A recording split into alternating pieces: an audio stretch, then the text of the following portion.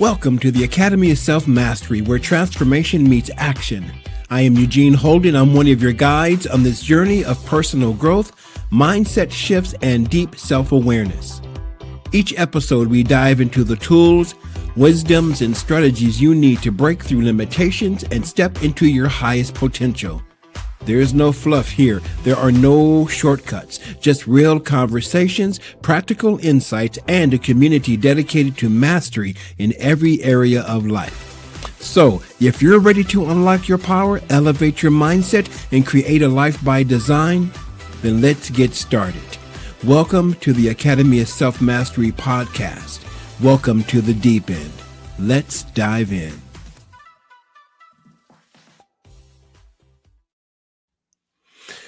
Good day, everybody. Good morning, good afternoon, good wherever you are. It is all good, no matter what time of day it is, because you know what? It's always now, and now is a good time. Welcome to the Academy of Self-Mastery podcast. I'm your host, Eugene Holden, and I have with me today one of my three hosts. My guest, my co-host today is the Reverend Sharon Barone, who I'm going to be speaking with. But hello, Sharon. How are you today? I am magnificent. Yeah. Yes, the magnificent, fantastic you are. So let me just tell everybody just a little bit about what the Academy of Self-Mastery is. It is, and people ask me, so Eugene, why isn't the S in self capitalized? Well, it's because our higher self, that bigger S self, doesn't need mastering. It's that egoic self. It's that little S self that needs the mastering, and the mastering over those thoughts that keep us limited, those thoughts that are disempowering. So the Academy of Self-Mastery, the podcast, is about diving into those and really looking at what are the ways that have kept us blocked, those false beliefs, and then also looking at tools and using tools in ways that we can open up to be who we came here to be, which incidentally is what we're going to be talking about today. But before I go there, let me tell you a little bit about my dear friend Reverend Sharon. ah Reverend Sharon R. Barone is a visionary minister, speaker, and media professional dedicated to inspiring others through faith, storytelling, and the power of belief. From her early calling in a small Baptist church in South Dakota to her groundbreaking work in Hollywood with legendary producers Norman Lear, Ted Turner, and Don Steele, she has championed the transformative power of words in both entertainment and ministry. Reverend Sharman was ordained in 1985. She has led multiple churches, spoken on global stages, and founded. Check this out. I love this. You should check out her website. It's great. It's called Recalling Spirit Ministries. Recalling Spirit Ministries is a spiritual community dedicated to uplifting and empowering people from all walks of life.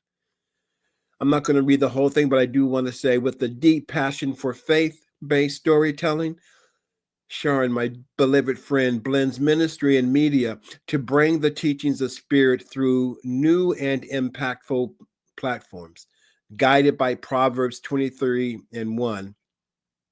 For as he thinketh in his heart, so is he. In this case, as she thinketh in her heart, so is she. She teaches that what we focus on, we energize in mind, body, and spirit. But most of all, I want you guys to know is that she is a beloved friend of mine. She's a beloved friend of mine. And she's one of the three people that were on the top of my list in choosing a co-host for this podcast. So again, welcome everybody, and welcome Sharon, my beautiful, beautiful friend. Thank you, Eugene. You're Thank you. welcome. You're welcome. So I know that we talked a little bit about what we're going to be talking about, getting clear on why we're here. But I also want to ask you, Sharon, what is on your heart today? Well, it's so amazing and wonderful to me just to watch how the universe works. If you remember, about, I would say, a little over a year ago, there were these certain challenges that I had in my life, and I needed to find. I know lots of practitioners, but I needed to find someone that did not know me. And I had been reading you in the guides for years and years. And I said, oh, I know who to find. I'm going to get that Eugene Holden. I like that guy. I like reading him. And so I called a couple of places and I went online, and lo and behold, somebody gave me your email or your phone number. I can't remember which. And I remember when I made that phone call, how troubled I was at that point, but how soothing you were. You were this calm, collected, kind of quirky, funny guy that would, sing like a little tune in the middle of it. And I said, "Oh, this is it. This is my person." And here it is, a year and a half later. And it brings me great joy to join you on as a co-host on this podcast. And, when I look at the world today and I see all of these things, and all of us know what it is, right. I was reminded of why I called you to begin with. Because one of the reasons why is that what I recognized was this. There was a person in my life that was just nothing but dang annoying. I mean, this person was dang annoying. And everything that this person did was wrong, and I was righteously right. And I was going to be in my rightness no matter what.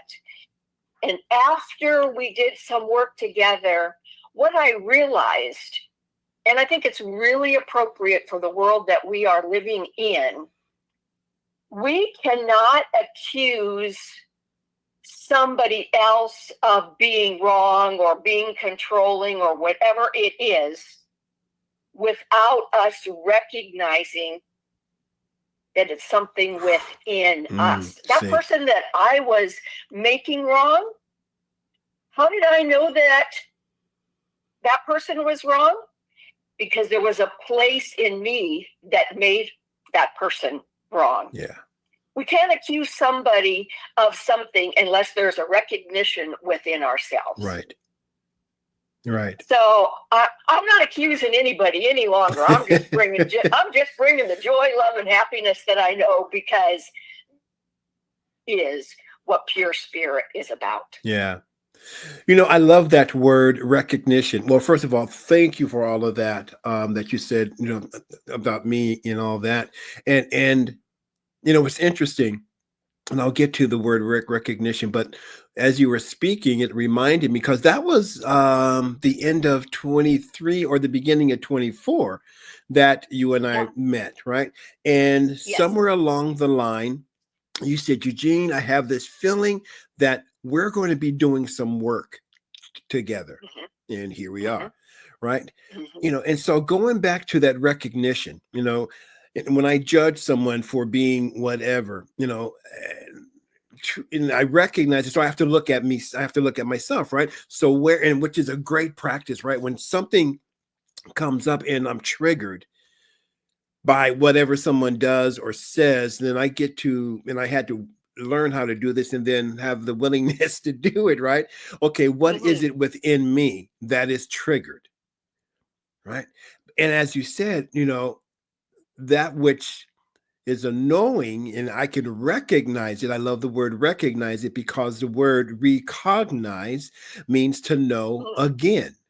So there's something within me that knows that type of behavior, that type of personality, that type of frequency, right? Then I'm going, oh, I don't like that. Well, that's because it could be, not all the time, but it could be that is within me. And maybe it's pushing my button to make me recognize, oh, this is what I am here to heal. In the Toltec teachings, They refer to those people who push buttons and do all of that as oh, come on, darn. All of a sudden it went away. Anyway, Yeah. but we are to be grateful for them. Petty tyrants, petty ty- tyrants, right? Because they're Yes. and we're to be grateful for them because they have allowed stuff that's within us to come up to be healed. Hmm. Hmm. Yeah. It's so really, really true. I've examined this now for quite a while in my own life, but also when people come and they say, Reverend Charm this, or, and what I know in that moment is that there is something that is moving within us when we feel that aggravation that you're talking about. There's something that is moving within all of us, and it is really coming up to be healed. And if we cannot choke on it, Mm. by resisting it, or moving away from it, if we can just allow that to come up to be healed. And I have examined, growing up in that Baptist church in South Dakota, there was a lot of, we knew about sin, there was a lot about sin and, hellfire and damnation and all of that. It is not my belief today, but this is what is my belief in that. And it comes from Numbers. And really what sin is, it's an archery term. Yes. And it just simply means miss the mark. And in Numbers it says, be sure your sins will find you out. Mm. And it's demonstrated, in our world. We can look at our lives and say, whoa, that was error thinking right there. I missed the mark on that one. Yeah. Yeah. And I think what that does, no, not I think, I believe, what that does is when we can take that archery term and just say, I missed the mark, that takes off the judgment. Right. Now, how can I make the mark? Right. How can I do, what is it within me that could do something different to make a better decision, whether it's about relationships or finances or whatever it is? We don't have to miss the mark again, because there's that power for good in us, and it can inform us so that we don't miss the mark. We just have to be willing. Right. Right. Yeah. I also look at that word sin, number one, missing the mark, but also, making a mistake, right? And I love it, mistake, and you being in the entertainment field. Okay, take one, take two. Oh, I missed the mark again and again. Okay, wow. So, and I love kids because kids will teach us that it's okay, right? So they make a mistake, they miss the ball or whatever it is. They're going, I wasn't ready. Here's another one, right? That kids say, do over. So, right? Do over. I wasn't ready. So if I make a mistake, and here's, I think, another aspect to this, and I love what you said about being willing. Okay, I missed the mark. I said something wrong. I did something wrong from a place of fear, or I didn't know better, or whatever the case might be. But I am now clear that this is what I've done. Now let me be willing to look at that and what the thought process was behind that, and let me forgive myself. Let me. I was writing a blog a few weeks ago, and it was about forgiving ourselves, taking ourselves off the hook. And I stopped and thought about the visual of that, right? Because right, so butchers and so they hang meat up on the hook. Isn't that, and that's like, oh God, I don't want to, that's painful to be on the hook, or a fish on the hook. But I like the bigger thing that's on the hook, because that for me is very, very visceral. I'm like, oh man, I don't want to put myself or keep myself on the hook for stuff I've done in the past. And this, goes to what we were going to speak about anyway, is getting clear on why we're here. Mhm. getting clear on why we're here. So all of this plays a part in that. And for me, what has happened in the past is all of those mistakes and all of the crazy decisions that I made that turned out to be, it was good idea at the time, right? But all of Yep. that, because after bumping my head over and over and falling down and skinning my knee and all of that stuff, even sometimes breaking an arm, not physically, but Mhm. metaphorically, has all been used to wake me up to ask, okay, so why am I here? You know? I think one of the, not I think, I believe, that one of the ways that we can identify why we are here is simply by what you just said. What happens to us in life, whether you break an arm literally or figuratively speaking, that that experience right there, if we're willing again, Mm-hmm. reveals. It reveals and it says, you get to handle this in a different way. I remember years ago, as you know, I worked for Norman Lear, and we were at Universal, and we were getting ready to go walk down to the sound stage where they were going to be, I forget which show it was. Let's say it was Married with Children. I don't remember. But anyway, we were walking down there to the sound stage, and Norman, he always very, very present, with people, very, very present, very there. And as we were walking, there were flowers, and I was so focused on getting him down to the sound stage and to get with the actors and all of that. And he looked up and he said, "Wow, look at that beautiful bush over there." And I was so not present because mine was about the ego to get him down there, and when he touched my arm and he said, "Sharon, just breathe here. Let's just enjoy. Let's just enjoy that beautiful bush over there with the flowers. When we get down to the sound stage, it'll all be perfect. Let's remember why he didn't say why we are here. He said, what are we doing in this moment? Let's just enjoy the bougainvillea. Let's just enjoy the bush." Yeah. And Yeah. that was so revealing to me about why we are here. For me in that moment, Yeah. why am I here? First and foremost, to be present in every moment, no matter what, because that is spirit revealing itself in an unequivocal way that says, what can you learn from this? What can you get? Because this is all part of who you are. And that's why you're here. Yeah. Yeah. And being a direct aspect of the creator, right? Our Mm-hmm. nature is to create.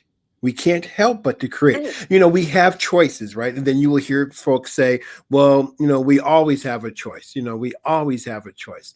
And this is what I found out just recently over the last year or so, that we don't, there's one thing that we don't have a choice in. We don't have a choice on whether to create or not. We are always creating. Now, Yes. most of my life has been unconsciously, right? Well, I shouldn't say most of my life. Half of my life has been unconsciously creating all the stress and all that stuff, right? But Mm-hmm. we cannot help but to create. So why am I here? To create. Now we get to ask, okay, now what am I willing to create? And what needs to be let go of so that I can create this life that wants to be birthed or come up through me? I love that.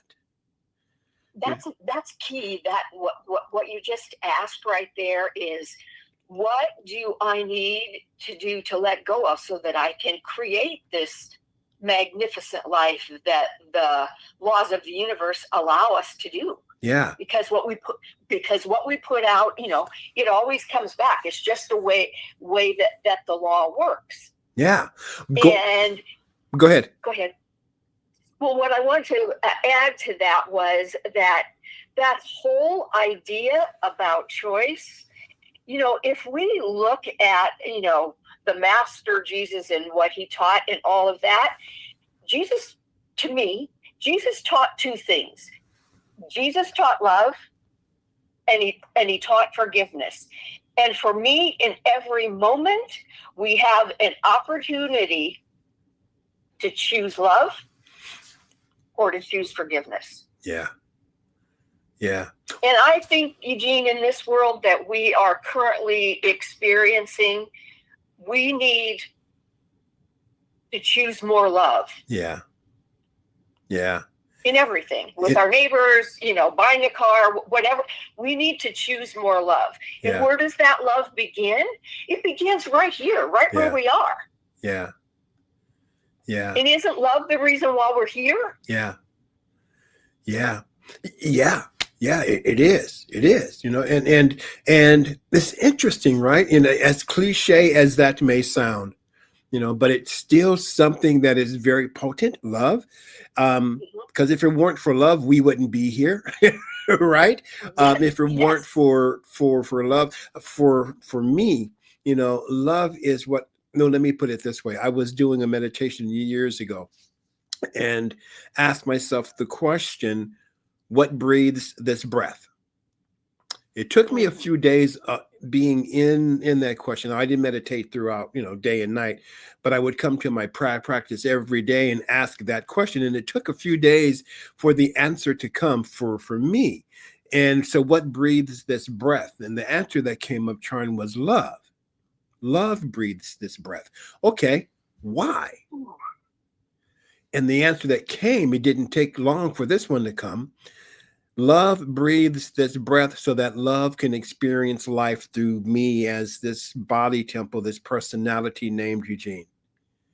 And then it just kept expanding. Love causes the sun to shine so that the earth, because the sun gives the earth life, so that the earth can experience love through us, right? So love is truly all there is. And that's what this world, I believe, and I think you do too, is what we are looking for. And I think I know that's why we are here doing this and doing the other work that we're doing, is to wake people up to who we are as love, right?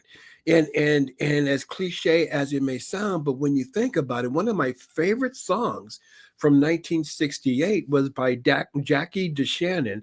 What the world needs now is love, sweet love.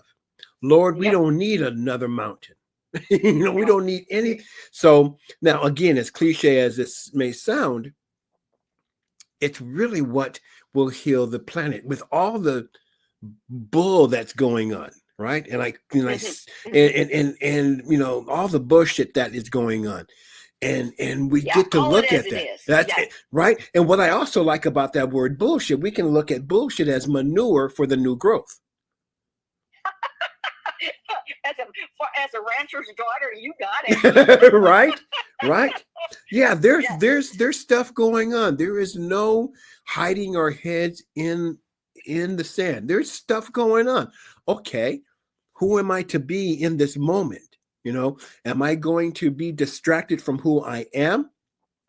And get pulled into complaining and trying to choose sides when there is no side, because we're all in this together? Or am I going to be willing enough to heal whatever needs to be healed, so that I may be the presence of love everywhere I go with everything that I do? And it doesn't mean that I'm going to be singing, tiptoe through the tulips all of the time, or kumbaya. Sometimes love will show up like, hey, that's not cool. You shouldn't be saying that. Yeah, that's pretty stinky, Yeah. When you first shared the idea with me about the podcast and the Academy of Self-Mastery, what I really, really liked about it, and it related to years ago of being in the pulpit, and there was always, I always put an insert into the bulletin, and it was the 3 steps. And so let's say the topic was forgiveness. So there were 3 steps that you could carry around to actively practice throughout the week of these tools of, how to do forgiveness when you're living your life. And what attracted me to the academy is that there are tools here Yes. that we can use, universal principles and tools that are applicable, that we can create the world that we want when we consciously use and make a choice to use these tools. Because there's always going to be that BS that's out there. There's always going to be something. Right. Right now it is really something to a lot of people. Right. It's really something. But depending upon my reaction, Eugene, your reaction, and everybody's reaction to it, that is what we're going to create next. Right. And I'm telling everybody right here and right now, and I've said it to you before, Eugene, I am not willing to create any more BS in my life, and nor am I willing to suffer in any way, shape, or form. Why? Because simply I don't have to. Right. Right. That speaks to the one of the beautiful gifts that we have as divine human beings. We have the gift of intuition, the gift of imagination, but the one I really love is the gift of choice. Right? Yes, I can choose not to suffer. What the heck? Because it goes back to the verse that I read in your bio, your bio, in Proverbs, right? As I'm use the word person, as a person thinketh, I love this, thinketh in their heart, right? As we think, and we have that feeling tone behind that thought, so that's what we get to create. That's just the way it is. So if I get look at the go ahead magnificentness of how the universe works. Yes, that's scripturally sound. As a man thinketh in his heart, so shall it be. But really what that is sending out to the universal law that says, as I think, I become. Yeah. And what are we thinking? Yeah. What are we breathing in? Right. That becomes our truth. And that's where that deep examination of our beliefs come from. Yeah. And we it's, how can I put this? It's important for us to examine our beliefs. For me, after I started to wake up to myself, started to examine what I was taught to believe. I was like, well, wait a minute, that's not necessarily true. Yeah, I'm like, wait a minute. And then, who am I? We, as kids or teenagers, or whatever, we've either read the book or have seen the movie Alice in Wonderland and the Cheshire Cat. Great question. Who are you? Great question, right, to ask. And so I'm going to invite folks. There are 2 questions, right? And I'm going to invite people to take within themselves that question, who am I? Who am I? The second question, Sharon, why am I? Okay, who am I? Great. Why am I here?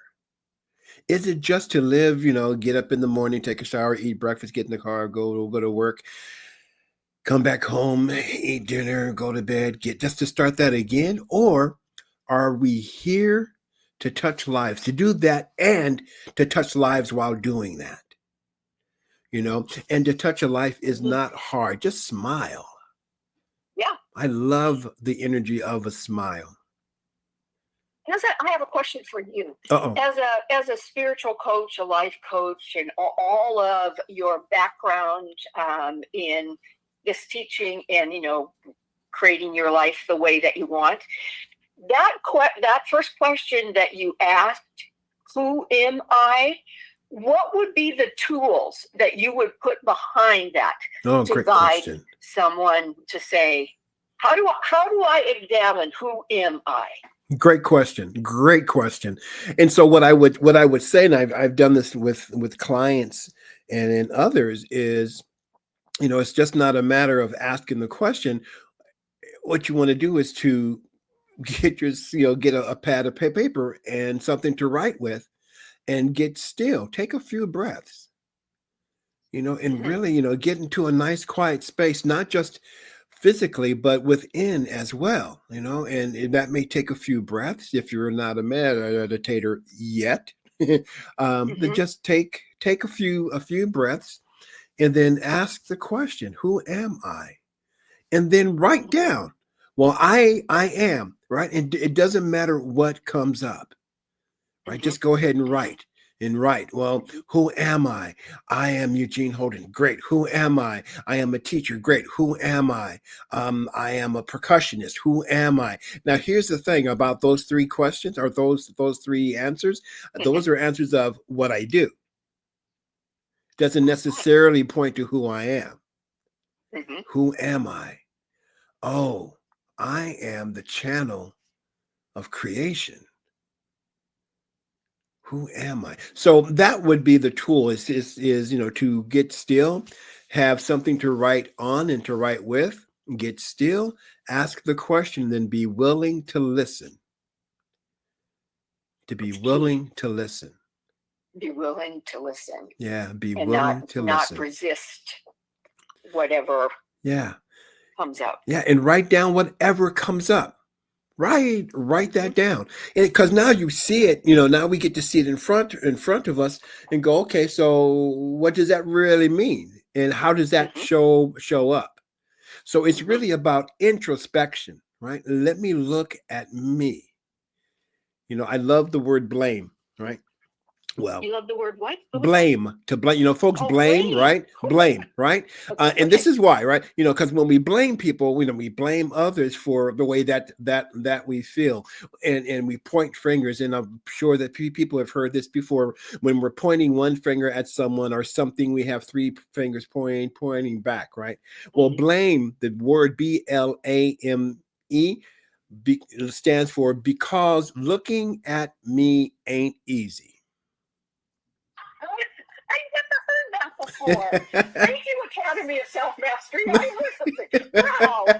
Now I gotta say that I didn't make that one up. I got that from a brother named Professor Griff, who used to be with a hip hop group years ago.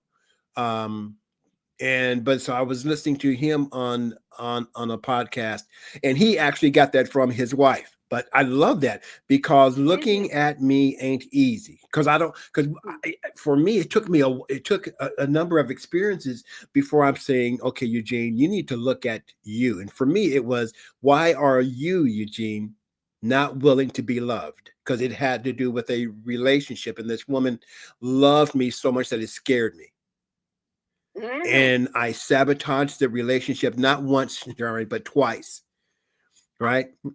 Mm-hmm. And then the second time, I'm like, okay, dude, what the hell is going on with you, right? And it's like, Mm-hmm. really, okay, why are you not willing to be loved?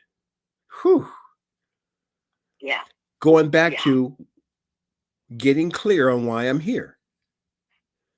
And so coming back to that word again, love. Oh, Maybe, Sharon, mm-hmm. maybe it's simple as this, right?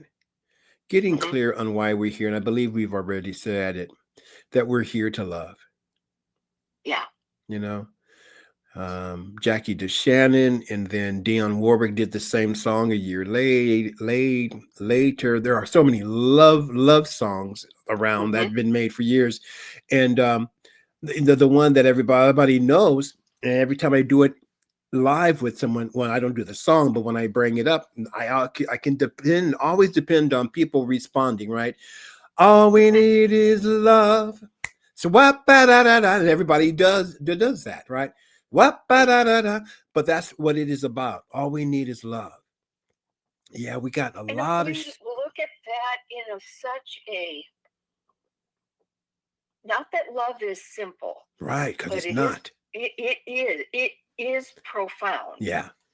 Yeah. And when we can take all of those belief systems that says that you're not enough, you can't have, you have to, whatever it is, and we allow that love, pure love, to be energized within us. I think of the solar plexus when that happens, and just allow that to come forth.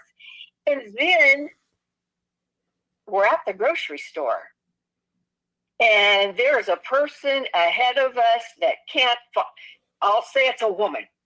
She can't find where she put her credit card to pay for it, or she is dropping things. I mean, and it takes forever.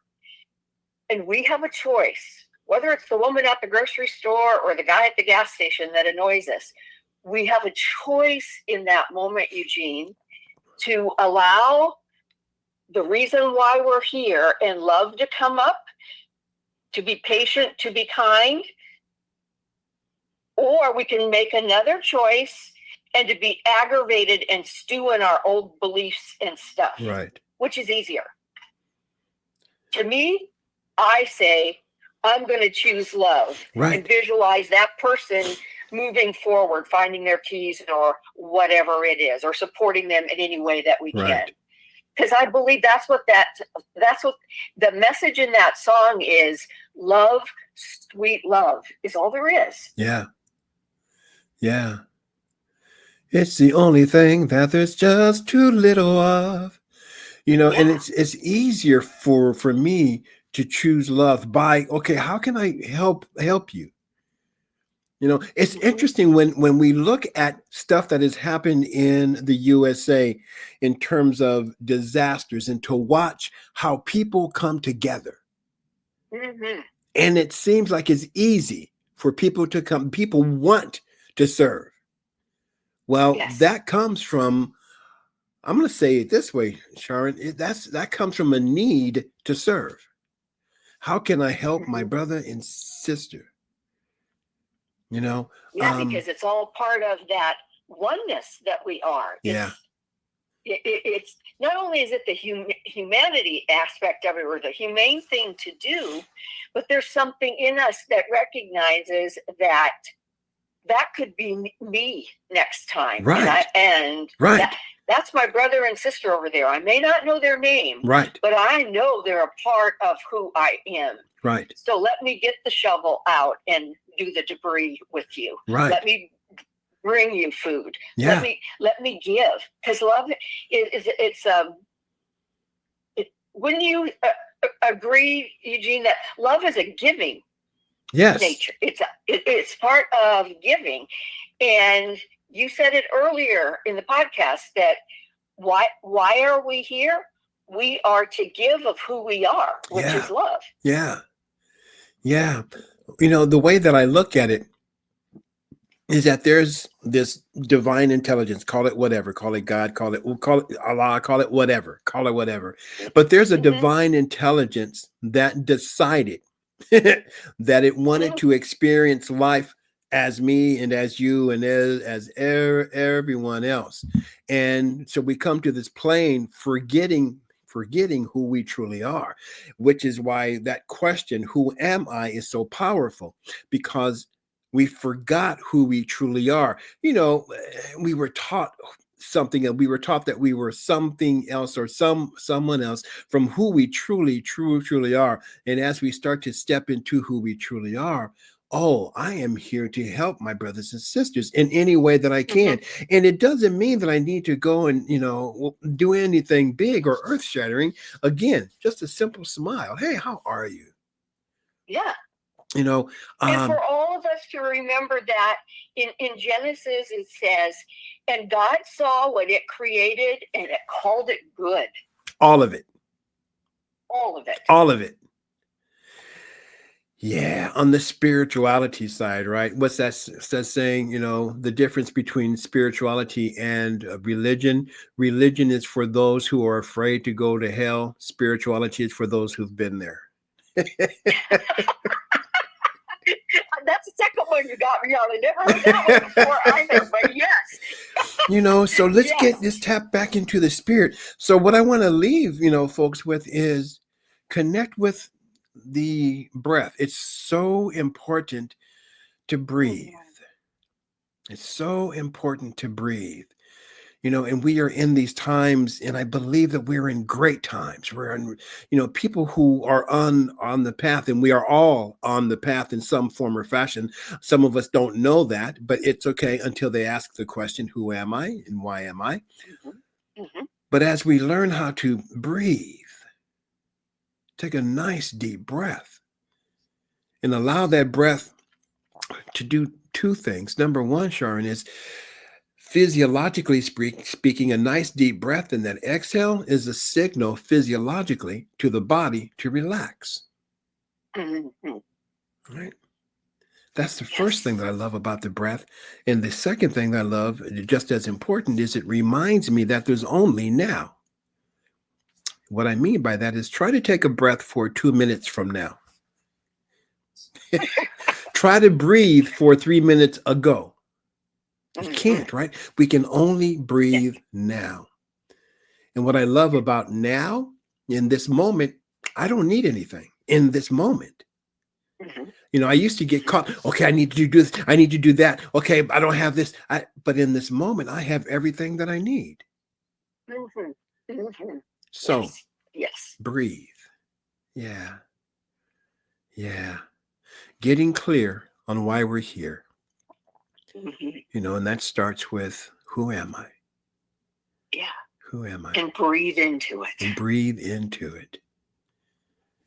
An exercise that I want to do real fast, just for a minute or two, and it has to do with the breath. And I'm going to use the word peace. Right. So when we take a nice deep breath, we are oxygenating the blood. Right.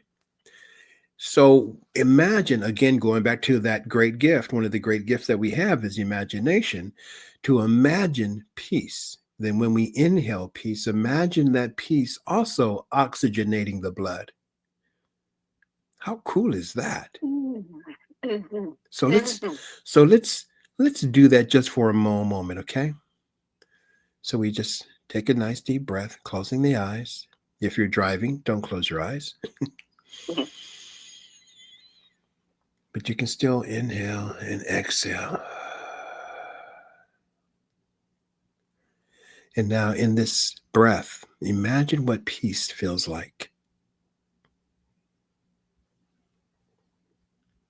and feel it permeate the body. Just let the body go, surrendering to peace. Now, on this next inhale, imagine that you're inhaling into the bloodstream peace. And on the exhale, exhale love, sending love out into the world. Inhale peace, exhale love. Two more times. Inhale peace, exhale love. One more. Inhale peace, hold peace, exhale love. Take a breath.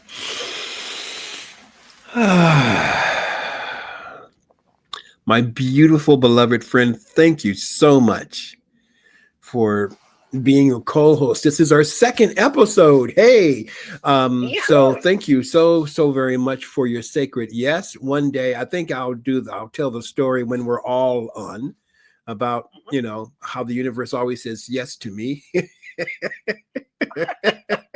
I won't I tell know that that story story. now. But so last week we had Reverend Melissa Mora Nobles on with the first episode. This week we have the Reverend Sharon Barone. And then next week I have my dear friend Elle Grinnell. And that's going to be good as well. Everybody, thank you so much for tuning in. And know that we are here live Thursday, and then you can always catch it, the recording on YouTube at Academy of Self Mastery. That's the YouTube page. It's LinkedIn, Facebook.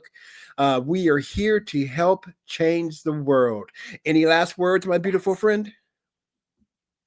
I say go for it out there.